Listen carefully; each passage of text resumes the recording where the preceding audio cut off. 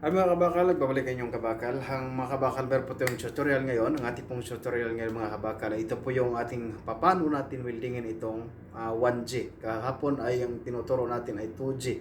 So ngayon ay 1G. Ibig sabihin yung 1G ay flat position siya na may bibil din po siya.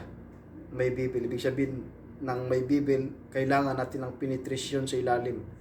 Penetration, yun po yung may hinang din po yung ating mini-welding sa ilalim. Yun po yung pinaka-importante nun mga kabaka, lalo na pag nag-trade test tayo papuntang ibang bansa, yun po yung kailangan yung ay mayroong hinang yung ilalim, may penetration siya. So ngayon ay panurin natin kung paano weldingin yung 1G na may penetration.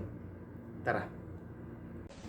Yan po mga kabakal, una po ay gagawa natin ng bevel yung ating plate at pagkatapos na may bevel siya, yung pinaka rod natin gagamitin, yung anong thickness ng ating rod, yun po yung ating din pong thickness ng ating dadaanan ng ating bevel. Yan po, yan, yung gap na yan. So, importante na magkaroon din po siya ng tamang support.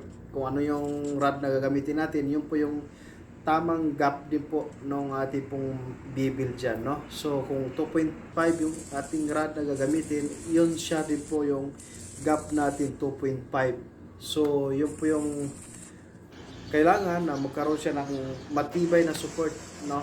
Kailangan po talaga yan para hindi siya magbibin pag wini-welding na. Dahil ito ay need ng penetration, kailangan na maganda din na yung support natin. May support tayo sa taas, mayroon din support sa baba. At ganito po yung tamang paghagod natin sa ating penetration. Dahan-dahan lang na pataas, paakyat, pataas, paakyat, pataas, paakyat. Ganyan po mga kabakal. So, ito po, we-weldingin na natin to at para po makikita ninyo yung tamang hagod ng ating welding rod do sa ating plate na kailangan ng penetration. Ganyan po yung hagod natin. Taas, baba, taas, baba. Dapat kontrolado natin yung ating paghahagod. At makuha natin yung tamang amperahe din po doon sa ating welding machine para maganda yung kinalabasan ng ating penetration sa ilalim, no? So ganyan, kung pagkatapos ng welding rod at kailangan grind natin, hasay natin at doon tayo mag-start sa may taas. Hindi tayo pwede mag-start dyan sa may nahintuan natin ng welding kasi nabubutas po yan. Dapat mag-start tayo doon sa pinakataas para tuloy-tuloy yung ating pong penetration dun sa nadudugtungan niya, no? So, ganyan po ang kailangan natin gawin. Ganyan din po yung pinakagandang hagod dyan mga kabakal dun sa ating pong penetration na yan.